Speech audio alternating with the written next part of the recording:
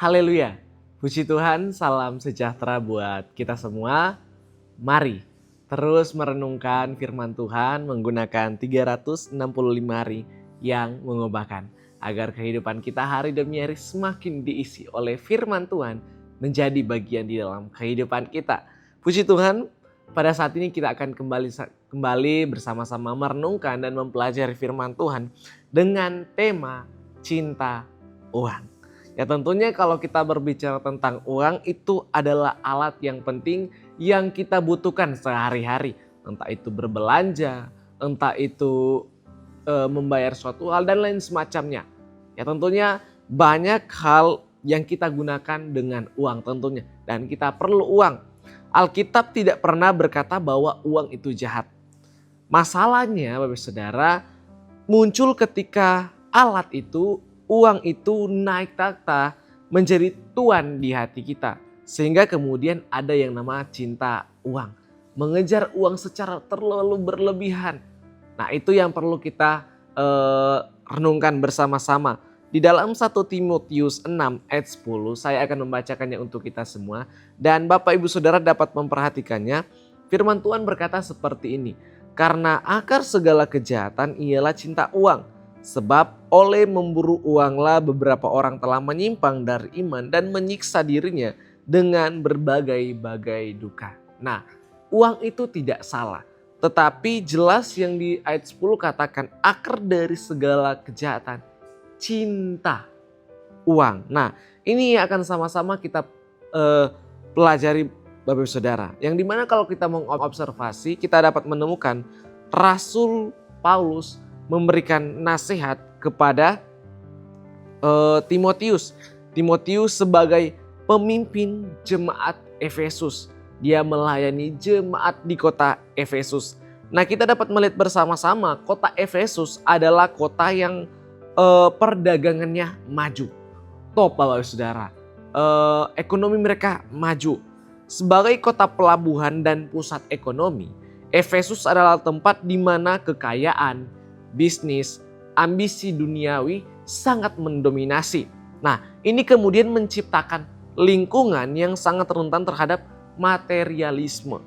Di lingkungan seperti Efesus ada tentunya kecenderungan kuat untuk menganggap bahwa kebahagiaan utama terletak pada kesenangan dan kekayaan materi saja. Nah, hal ini kemudian yang meresap di dalam kehidupan jemaat-jemaat Tuhan, bahkan hamba-hamba Tuhan yang melayani di kota Efesus.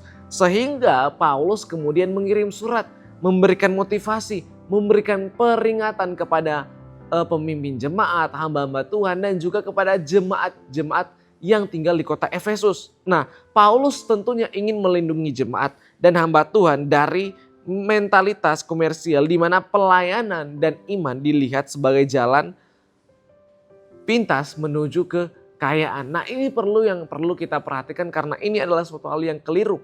Sehingga Paulus berkata di ayat 10, akar segala kejahatan cinta uang loh. Anda harus hati-hati. Anda perlu menjauhinya kalau kita baca kemudian ayat 11. Sehingga kita dapat melihat Bapak Saudara ada 3 konsekuensi fatal dari cinta uang. Yang pertama konsekuensi yang pertama yaitu jatuh ke dalam jerat yang menghancurkan. Nah Paulus memulainya dengan gambaran yang sangat tajam di ayat 9 bagian A. Mereka yang ingin kaya jatuh ke dalam pencobaan dan jerat. Nah pertama pencobaan dan jerat. Kita dapat melihat bersama-sama Bapak Saudara di mana kekayaan duniawi bisa menjadi umpan yang menjebak orang-orang yang beriman kepada Tuhan. Kita mungkin mulai berkompromi, orang-orang yang cinta uang mulai berkompromi, melakukan kecurangan kecil. Mereka anggap itu suatu hal yang kecil atau bekerja sampai kemudian mengorbankan waktu, keluarga dan waktu doa. Nah semua demi uang. Nah ini yang perlu kita perhatikan. Jelas di ayat 9 berkata jatuh ke dalam pencobaan dan jerat. Dan kemudian Bapak Saudara dikatakan selanjutnya jatuh ke dalam nafsu yang bodoh dan menghancurkan. Nah nafsu ini bukan hanya keinginan seksual tetapi segala macam keinginan yang tidak terkendali. Gaya hidup mewah, haus kekuasaan, atau ingin selalu terlihat lebih baik dari orang lain. Nah, nafsu ini disebut bodoh karena ujungnya bukan kebahagiaan, melainkan keruntuhan, kehancuran, dan kebinasaan. Sehingga kita dapat melihat bersama-sama saudara, ada sebuah ilustrasi berkata, ada seorang yang awalnya ingin punya uang cukup. Akhirnya karena kecanduan mencari keuntungan besar, ia mengambil pinjaman yang beresiko tinggi. Ini sebagai nafsu yang bodoh. Lalu kemudian bangkrut, kehilangan segalanya. Inilah yang dinamakan keruntuhan dan kebinasaan. Uang yang dicintai itu justru yang menghancurkannya. Nah, kalau yang pertama kita belajar tentang konsekuensi pertama jatuh ke dalam jerat yang menghancurkan. Konsekuensi yang kedua yaitu menyimpang dan kehilangan iman. Nah, ini adalah konsekuensi yang bisa dikatakan paling mengerikan Bapak Saudara.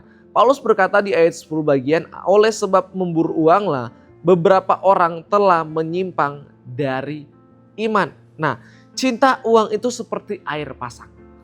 Perlahan-lahan ia menyeret iman kita menjauh dari pantai keselamatan. Nah, ini perlu kita yang perhatikan sehingga kemudian prioritas kita bergeser.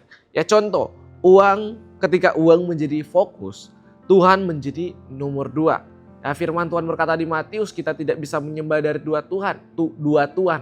Kita tidak bisa menyembah Allah, kemudian kita juga menyembah Mammon. Nah, ini yang perlu kita perhatikan. Kita lebih memilih lembur daripada kebaktian. Kita lebih mendengarkan nasihat finansial dunia daripada firman Tuhan. Nah, ini yang dinamakan prioritas bergeser. Yang perlu kita perhatikan ketika fokus kita sudah kepada cinta uang. Lalu kemudian kehilangan kepercayaan. Orang yang cinta uang mulai menaruh kepercayaan pada kekayaan mereka, bukan pada pemeliharaan Tuhan yang sempurna. Mereka merasa lebih aman kalau mereka memiliki banyak uang, bukan karena Allah yang memegang hidup mereka. Kemudian bisa terjadi yang namanya pengkhianatan rohani. Seperti ini, seperti Yudas Iskariot adalah contoh yang dapat kita pelajari. Ia tidak membenci Yesus, tetapi dia mencintai uang. Cinta uang membuatnya kemudian mengkhianati Yesus. Kita mungkin tidak menjual Yesus secara fisik, tetapi kita mengkhianati prinsip Kristus demi keuntungan materi. Ini perlu yang kemudian kita perhatikan. Cinta uang bukan hanya dosa moral.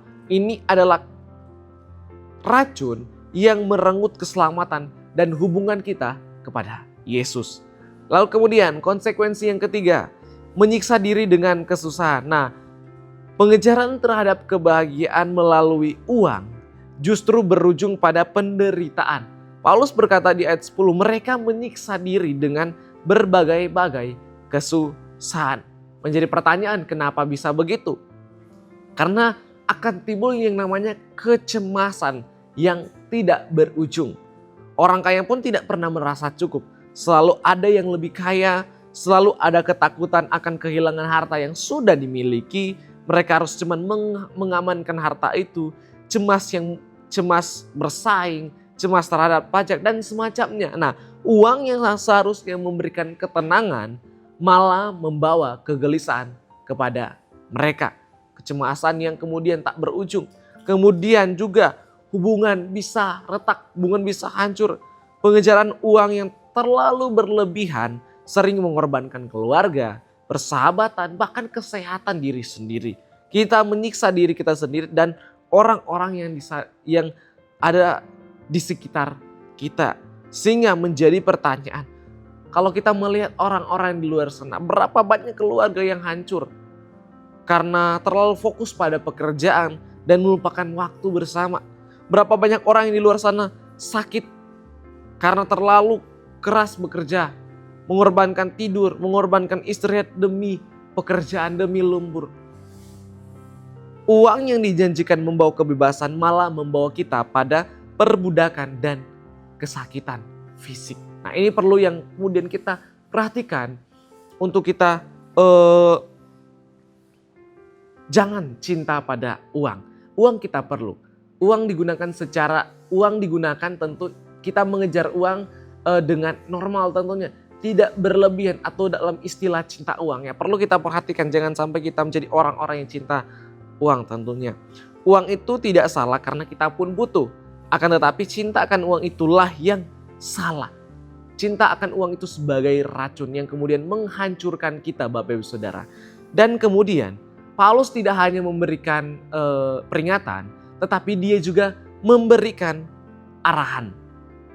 Di dalam ayat 1 Timotius 6 ayat 11, dia mengajak kita untuk kembali kepada pengejaran yang benar. Dikatakan di ayat 11, tetapi engkau hai manusia Allah, jauhilah semuanya itu. Kejarlah keadilan, ibadah, kesetiaan, kasih, kesabaran, dan kelembutan. Nah, kita perlu perhatikan, kalau di ayat sebelumnya berkata akar dari segala kejahatan cinta uang, Paulus memberikan arahan bahwa jauhilah semuanya itu. Jauhilah yang namanya cinta akan uang. Dia tidak hanya memberikan peringatan tetapi arahan. Melainkan kejarlah keadilan, hidup yang benar, lurus dan sesuai dengan standar moral Allah. Baik dalam perkataan maupun perbuatan. Kemudian kejarlah ibadah. Diwujudkan dalam ketaatan kita dalam tanggung jawab yang diberikan. Kesetiaan yang teguh kepada Kristus. Serta dapat dipercaya dalam semua tanggung jawab yang diberikan. Kasih tentunya tidak mementingkan diri sendiri. Kalau kita mau belajar tentang kasih, belajar di 1 Korintus pasalnya yang ke-13. Kemudian kejarlah kesabaran, tidak cepat emosi atau marah di tengah tekanan yang ada.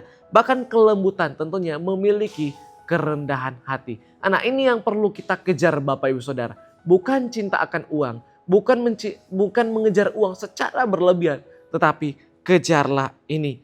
Jika kita fokus mengejar karakter Kristus, semua kebutuhan kita akan diurus oleh Bapa di surga tentunya. Kita tahu Tuhan kita, Bapa kita yang di surga mempunyai segalanya, kekayaan banyak. Dia bisa limpahkan di dalam kehidupan kita. Asalkan kita percaya dan mengejar apa yang menjadi kehendaknya. Sehingga yang terjadi dalam kehidupan kita itu berlimpah. Sekali lagi saya mengatakan, jangan menjadi orang-orang yang cinta uang, mengejar uang secara berlebihan, kemudian mengabaikan ayatnya yang ke-11.